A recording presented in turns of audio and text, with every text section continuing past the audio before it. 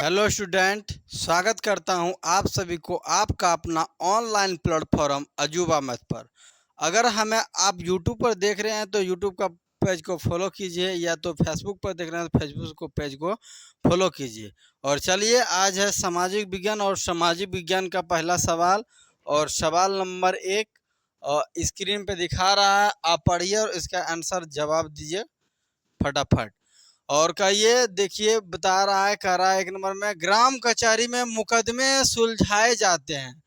ग्राम कचहरी होता है ना, गांव में जो कचहरी लगा दिया जाता है, उसमें मुकदमा यानी जो केस उस होता है, मार झगड़ा होता है, उसको सुलझाया जाता है। कौन, कैसे? तो ऑप्शन ए में दिया दीवानी दीवानी मामले में, ऑप्शन बी में दिया फौजीदार मामले में, ऑप्शन सी में दिया ए और बी दोनों में, ऑप्शन डी में दिया इनमें से कोई नहीं।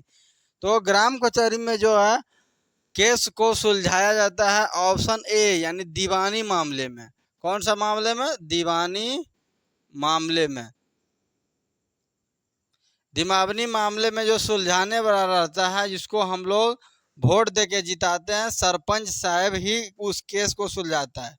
अगर सरपंच साहब से केस नहीं सुलझता है, तब वो केस थाना में फॉरवर्ड कर दिया जाता है, तब जाके थाना में उसका दायरा लिखाया जाता है।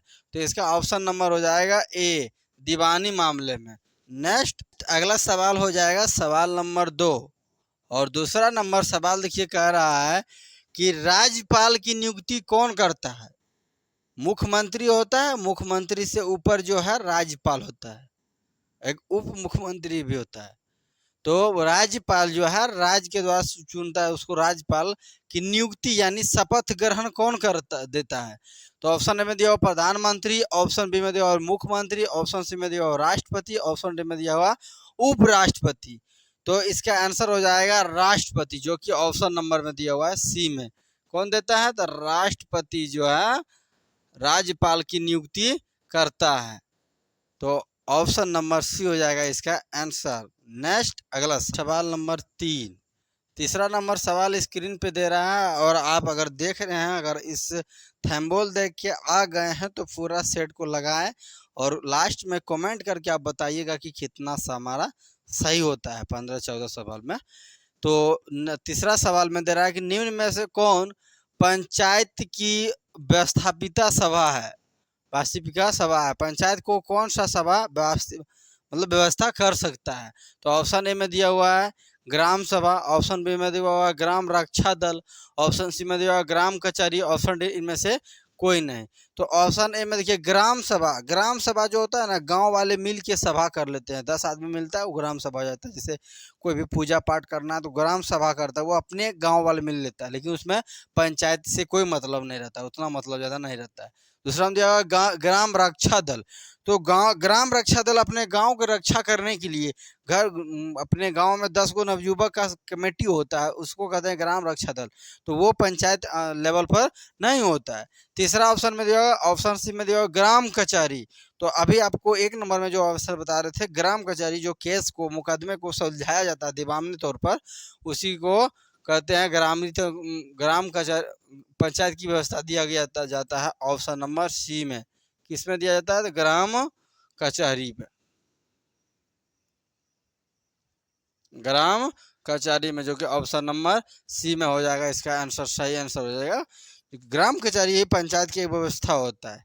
नेक्स्ट 4, और आप इसका आंसर दीजिए। देखिए दिखा रहा है, निम्न में से कौन नगर निगम के आय का स्रोत नहीं है? नगर निगम के आय का स्रोत नहीं है। नगर निगम जो होता है ना, शहर में नगर क्षेत्र लगाया जाता है, अपने जो जिला होता है उसके नगर निगम कुछ दूर तक रहता है, उसी को आय का स्रोत नहीं। तो ऑप्शन ए में दिया मकान कर। तो मकान कर आय कर नहीं लिया जाता है, मकान कर उन लोग से मतलब नहीं। दूसरा दिया गया आयकर, तो आयकर। दूसरा दिया गया जल कर, ऑप्शन दिया हुआ है शौचालय कर। तो शौचालय कर ही नगर निगम तसलता है, और जल कर, जल पानी, जल नल जल का पसंद वो भी वो अपने तसलता है जो है नगर निगम। और मकान कर, मकान जो किराया उसका टैक्स बांध देता है। आपके यहाँ झाड़ू लगाएगा, आपका रोड पर डेली डेली सुबह सुबह नगर निगम वाला झाड़ू लगाएगा, सफाया करेगा, तो आपके ऊपर बना हुआ रहता है उसका खर्चा। तो इसमें जो है ना, ऑप्शन नंबर बी वाला जो है आयकर से कोई वो आयकर जो है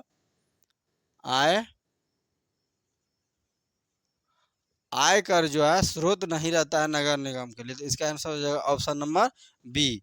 नेक्स्ट अगला सवाल और सवाल नंबर 5। देखिए क्या कर रहा है कि समता पार्टी का विलय किस राजनीतिक दल में हुआ था। समता पार्टी का विलय किस राजनीतिक दल में।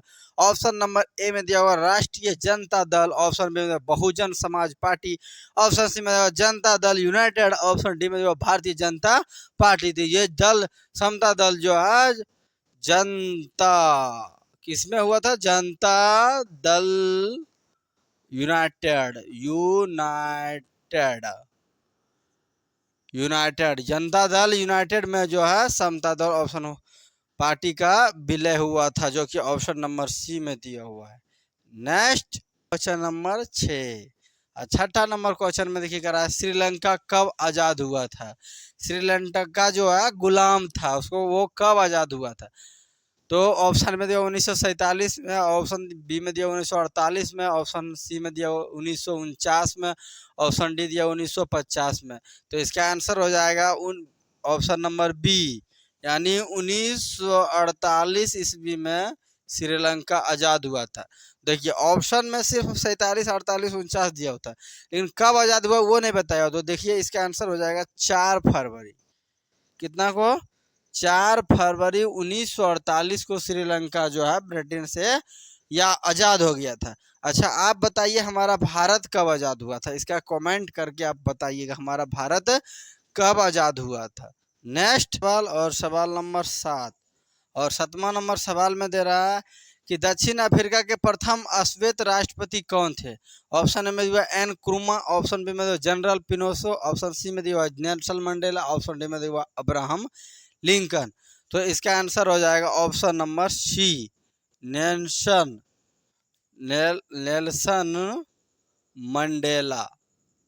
मंडेला। ये दक्षिण भारत के प्रथम राष्ट्रपति रहा था। अगर आप अच्छे से देख रहे हैं 10वां वाले, तो आप आंसर कमेंट में करके बताइएगा कि भारत के प्रथम राष्ट्रपति कौन था। जब हमारा भारत आज़ाद हुआ था तो प्रथम राष्ट्रपति कौन बना था। नेक्स्ट अगला सवाल और सवाल नंबर हो जाएगा 8 और 8वां नंबर सवाल में कहता है कि हीराकुंड परियोजना किस नदी पर स्थित है। हीराकुंड परियोजना ऑप्शन ए में दिया हुआ महानदी, ऑप्शन बी में दिया हुआ गोदावरी, ऑप्शन सी में दिया हुआ दामोदर, ऑप्शन डी में दिया हुआ सतलज। तो इसका हीराकुंड परियोजना जो है ऑप्शन नंबर ए कहाँ पे है, महानदी पर। कहाँ पे है, महानदी। अच्छा आप बताइए अगर महानदी कहाँ है, महानदी भारत के कहाँ है। तो ये हो जाएगा उड़ीसा। कहाँ हो जाएगा, उड़ीसा के संबलपुर में। कहाँ हो गया, संबलपुर में है महानदी। जो है महानदी पर बना हुआ है हीराकुंड बांध। और ये हीराकुंड बांध कहाँ है, तो उड़ीसा के संबल नदी पर है। महानदी तो ढेर लंबा बहा हुआ है, इसीलिए यहाँ पे हीराकुंड बांध की चर्चा कर रहा है। हीराकुंड बांध जो है उड़ीसा के संबलपुर में है।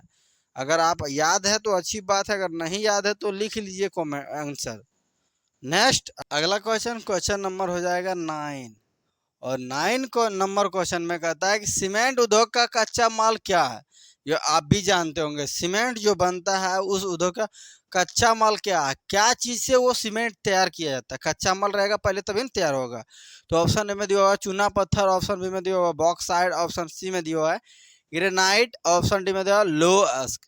तो इसका आंसर आपको पता होगा, अगर नहीं पता है तो आंसर देखिए। इसका ऑप्शन नंबर 1 हो जाएगा चूना पत्थर।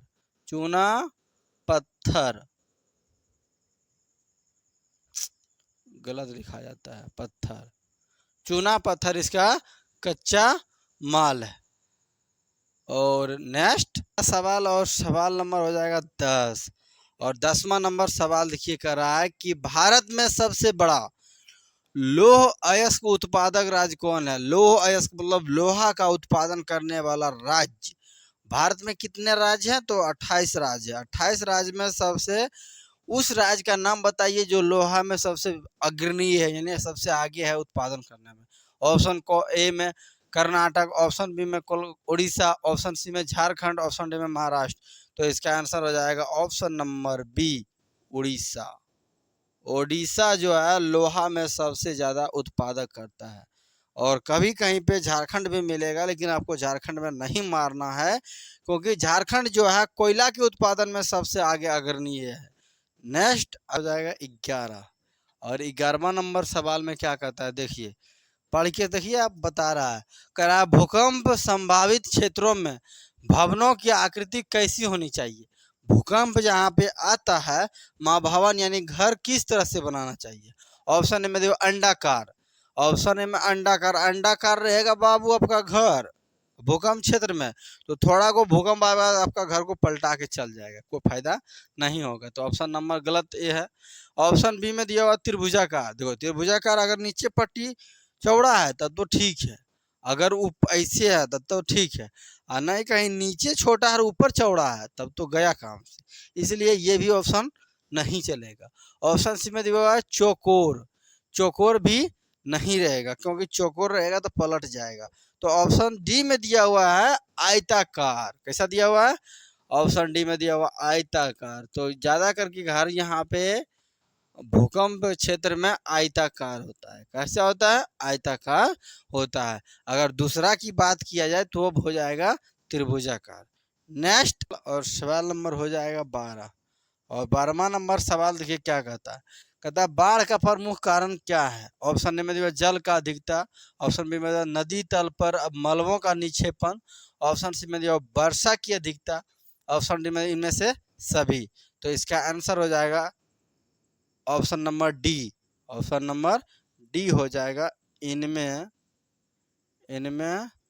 से सभी, इनमें से सभी हो जाएगा आंसर। क्योंकि देखिए ऑप्शन में देखो जल की अधिकता, तो बाढ़ आता है तब जल बढ़ता है तभी ना बाढ़ आता है। ऑप्शन बी में देखो नदी तल पर मलबों का निक्षेपण, मतलब मलबों जो होता है ना, वो बर्फ उर्फ पिघल के या तो इधर उधर से कचरा भर के नदी तल पर फेंक देता है, वही चीज बढ़ता है।